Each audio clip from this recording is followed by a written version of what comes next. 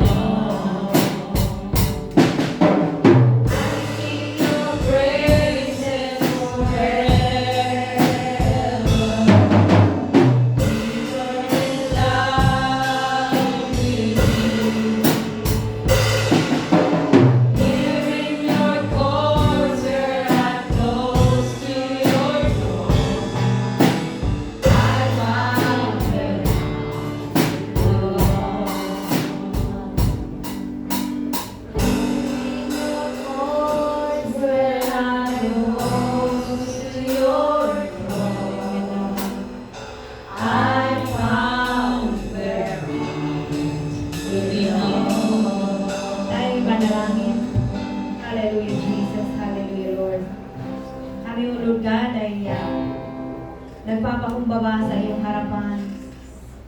Lord, we know God na marami kaming mga failures, O Lord God, mga pagkukulang, O Lord God, sa mga nagdaang araw, mga bagay-bagay na hindi kalugod-lugod na aming nagawa. We ask you, Lord, your forgiveness.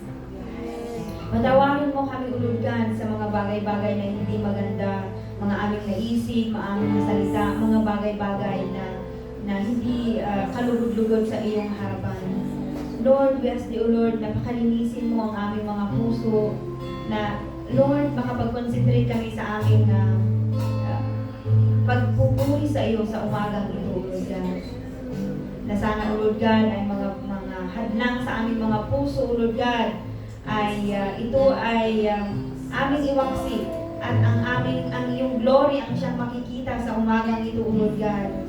Walang maililingid sa iyo, Lord God. Sa iyong iglesia, walang maililingid, O Lord God. Kami po ay humihingi ng kapatawaran. Ihanda mo po ang puso ng bawat isa sa pagpapatuloy naming pagpupuri sa umagang ito, O Lord God. Na patuloy mo, O Lord God, na ibigay ang pagpapakumbaba sa amin, O Lord God, sa aming mga puso. We ask you, Lord, your blessings. We ask you, the Holy Spirit to guide and be with us in this morning in our service, O Lord God. I-bless mo ang bawat isa, O Lord God. Ganon din yung mga kapatiran na nasa daan. We ask you, Lord, that you are going to guide them. Pinapatuloy mo silang i-guide sa pagpunta sa iyong bahay sa bahay. At pinapanalangin namin, O Lord God, ng iyong presensya sa bawat isa. Bind us with your Holy Spirit, Lord. Hallelujah, Jesus. Mapapaburihan ka, O Lord God. Ikaw ang pinupuri namin sa umagang ito, O Lord God, at wala nang iba. Ito ang aming dalangin sa pangalan ni Jesus. Amen.